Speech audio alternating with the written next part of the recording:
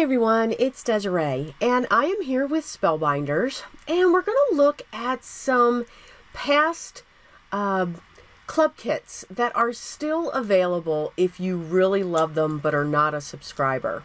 So I'm going to focus on the large die of the month from April, and this makes a gift card holder, and it's called For You Gift Card Holder. So I have all of my pieces cut. I have some scrap paper, and these are the pieces laid out in front here. Now, I've also pulled in a couple of other dies that I have from Spellbinders. One of them's called Naughty or Nice die. That's my sentiment. And then I'm going to be pulling in one of my favorite, and it's called the Layered Poinsettia. So let's start by stamping up some piece of scraps that I have in my stash. So I grabbed my archival ink in potting soil, and I grabbed a script stamp set. I use this a lot if I'm doing an art journal or if I'm doing a junk journal, so some type of junk journal, just to give that background. So I have two shades of a red, a light and a dark, and then I have that olive green, and I just want this script stamped to just be all over. I'm not looking for it to be perfect. I don't want it to be perfect, actually. So I don't care if I have good coverage, if it's splotchy, if it's dark in some areas, or anything like that. I just want that texture onto the paper. Now I'm going to grab the 3 vellum sheets that I've cut, and I'm starting out with Candied Apple. You're going to see that I'm going to change my mind. Imagine that. Yeah, I always do that. You know, again, we're going to the left, all of a sudden we're going to go to the right. This was just very bright. It didn't match the reds that I had chosen. So in comes aged mahogany. So what I'm doing is I'm coloring my vellum. I don't have colored vellum. So I actually use my oxides to color my vellum. It adds a wonderful shade. I'm making sure that I'm wiping away the excess. Remember, the oxides are pigment and dye ink combined, so that pigment that's in there will stay wet for a little bit. So I'm using my dry cloth just to wipe that off, and then I'm going to come in with my aged mahogany. And then I'll also, because you can see, if you look at that one that's in the left hand corner, you can see the glare. That's the wetness from the oxide. So now I'm just going to take my cloth again and just wipe off the excess of the aged mahogany, and I really like this color a lot better. It matches the shades of reds that I chose. I'm going to use the dye that creates the tissue paper, and that's what I was looking for. So this is the Layered Poinsettia. Again, it is one of my favorites. It's always one that I go to if I'm looking for a nice size poinsettia to sit on my card or as a gift tag or anything like that. And you can see I have these all die cut. We're going to layer those all together. I cut out the leaves as well. And now we're just going to fold up the vellum pieces. They do, when you die cut these, you do have the score line, so you're able to just bend that back and forth. And that's what I'm doing. I'm bending it back and forth in the different ways against itself. So if we wanted to make a pinwheel, we could, but this is all wonky lines, so don't do that. So I'm just going to do that to these 3 pieces. All of the pieces that you get with the die set for the gift card, it's really interesting. I mean, you have the handle, you get the tassel, you get the band that goes around the tassel. So everything truly does come into this. Now, you may already subscribe to the large kit of the month, the large die kit for the month. So if you have this, maybe this gives you just a little bit more inspiration, because this gift card, you can do so much with it and make it for any celebration or season that you want to give somebody a gift card for. If you're not a subscriber, and as I said, if you're interested, these are still available. And as always, the links will be down below if you want to check it out. This die set even gives you the notches so that it'll hold the gift card. And you'll actually see that as we keep putting this together. So as I get my larger poinsettia together, you can see I've created like a pinwheel with the colors, but I think with the stamping, it kind of helps to break that up and to just give that difference, that shading and dimension onto them. Just going to add a few glue dots. I do like to use glue dots when I'm layering my flowers like this. I will use my liquid adhesive, but you saw it with me being somewhat forceful to my paper so that it would get dimension. It just kind of pulled it apart a little bit. So to me, the glue dots are definitely the way to go. If you're just setting them down onto your card, I mean, liquid adhesive is fine, but I'm always coming in with the stylus with my tool-in-one and pressing it down to give it more dimension and everything else. I'm just going to pull off some of those smaller green leaves. I only wanted 3 there instead of having all of them come around. This is the piece where we're going to take what I'm making to be tissue paper, going to sit inside of that slot. Now it doesn't go all the way across, as you can see. So what I'm going to do is I'm going to attach these.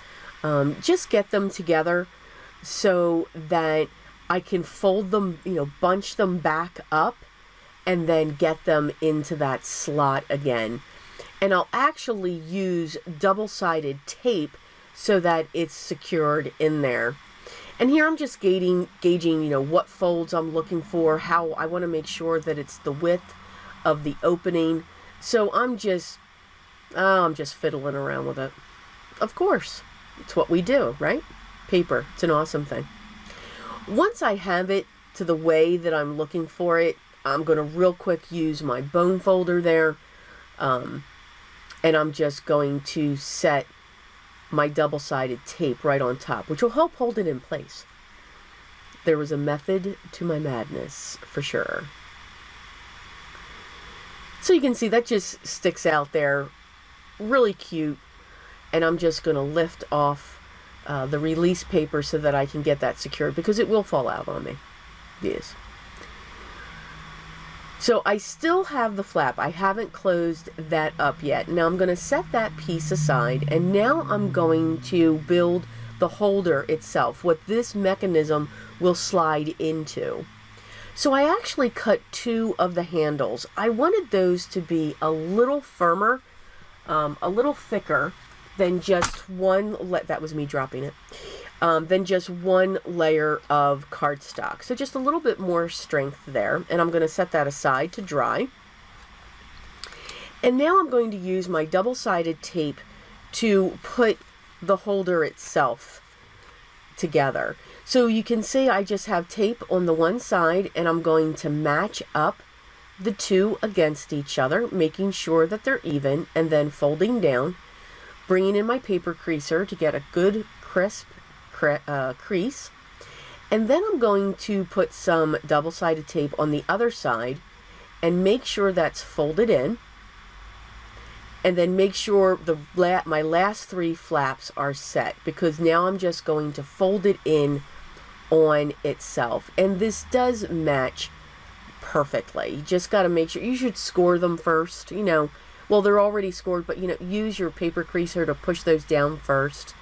I didn't do that too well. That's why I was just fighting there. But once it's all together, perfect form, that slides right in there nicely. You can use the tissue paper to pull it out. Now, what I decided to do was to put my handle, wanted to use a couple brads, I put my handle on the mechanism where the tissue paper is. I didn't put the holder. That was my mistake. Yeah, see, we always make mistakes, but it's not a problem. Because my thought process was, instead of pulling on the tissue paper to pull it out, you would pull on the handle. Yeah, well, the problem is if you just hold it by the handle, the piece is going to fall right out. So put your handle on the holder, on the pocket. So that was my error. But it doesn't mean it's still not usable. Just means that it'll just fly if you pull that handle out, which is okay. So I've grabbed my brads and I've put them through, and I'm going to put them underneath that tab so that you can't see the underside. And then once they're in place, I will secure that flap down. Now, what I am going to do too, so that this is a little bit more usable, I will move those brads. I'll be able to take that off that piece and then put them on my holder. So don't do what I do. Learn from my mistakes. Okay, just say. So here's where I'm attaching that flap down. And of course, I do forget something, so you'll see me rip that. Don't worry, it's all fixable. We do not start over. Now, I make paper beads. You may have seen that in a previous video. So I have these tools where I can put the paper in for the tassel, put a very thin line of glue, and I'm able to use that to roll up my tassel. Now, you could also use, you can use a toothpick. You can use anything that you would want that would allow you to roll this up. I'm actually going to use 2 layers of cardstock for the tassel. I wanted it really full, but 1 layer is certainly enough. And then I just, kind of played with that a little bit. And then I just pulled it off, and then I'm going to set one side of the handle to the tassel on, and this is where my tweezers come into play, because they can hold that and I can keep going. I cut 2 of the tags, so I'm going to double up that layer again just to give it a little bit more strength. And now I'm going to take my pieces. I've just cut down a piece of cardstock to measure 3 inches by 1.5, and then I've cut my sentiment, and I'm going to place that on top of the red cardstock, which is cut 2 7/8 by 1 3/8, and then I'm just going to set that right in there. So it actually, since I didn't do multiple layers of the sentiment, it actually looks like it's an inlay die cut, because I didn't add too many layers. And I did grab a piece of glitter paper, that's the word I was looking for my sentiment. Here's where I'm realizing, yeah, mistake, but that's okay, because we can still fix it. I'm still processing that through my head. Here's where I'm thinking, I'm going to get my tag onto my tassel, and then I'm going to press that down, and again I'm going to use my tweezers to hold that in place so that it can dry. I'm still trying to figure out, why did I put the handle onto the mechanism that pulls out? Again, it was a good thought process, but shouldn't have done it. I'm going to use my double-sided foam tape to prop up my sentiment, and I have that sitting down on the bottom right-hand corner because I do want the larger poinsettia to sit up in the upper left. And then I'm going to have the smaller one sit down in the lower right hand corner. And again, I'm adhering these with my glue dots. Glue dots are wonderfully strong. Whoever came up with the glue dot was awesome. So I'm just adding glue dots to each of my pieces so that I can just set them in place. I know I'm going to use 3. I do like the odd numbers. And just so that it wasn't sticking out too far, I did tear off part of the poinsettia leaf so that I can get that up underneath without covering my sentiment too much. Just going to come in with that stylus again to prop that dimension up. And now we're just checking to make sure that's dry, and I'm going to add some glue around that edge and just spread it around with my finger. And I'm going to add the gold band that goes around it as well. Now, what's a good trick, if you're trying to take something around a circle, take your paper creaser or your bone folder and just rub it along it, and it'll actually put a curve to it so that it will be easier to get it around your piece instead of taking a straight piece of cardstock. It just makes it just a little bit easier. So I'm going to use my tweezers again to hold that so that it can dry. And then, again, I'm back to that card and trying to think, okay, now how do I get my tassel on? So this is where I'm really starting to think, going, okay, now we've done it. So I'm going to lift this off. It's okay. We're good. Breathe. I'm just going to carefully lift that up because it is very strong double-sided tape. So I'm going to come in with my paper creaser and just open that up. And I'm going to open one end, still not remembering that I should put it onto the holder. Totally forgetting that. And then putting my tag on with my tassel. And then I'm just going to use my liquid glue to get that closed down. And no one's going to be none to the wiser. We can cover that up if we want also. I'm going to slide that right back in there. And there we go. It is a great interactive piece to have a gift card sitting in it.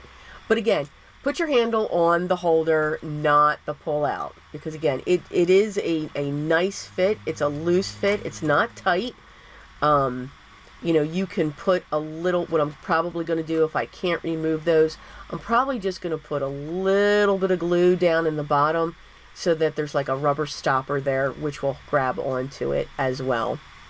So I do hope you enjoy this project. And as I said, if you were interested in this and you weren't a subscriber, this is still available. I will have it linked below along with all of the other products that I used here as well. If you have any questions or comments, please leave those down below as well, and I'll get back to you as soon as I can. I want to thank you so much for stopping by and spending the day watching the video with me. At least it wasn't a full day, so that's a good thing. But if you haven't already, I'd love for you to subscribe. Make sure you ring the bell so you see the next video and know when it's live. And if also you want to make sure that you hit that thumbs up. Hope everyone's having a great day, but always remember what's most important. Always be creative.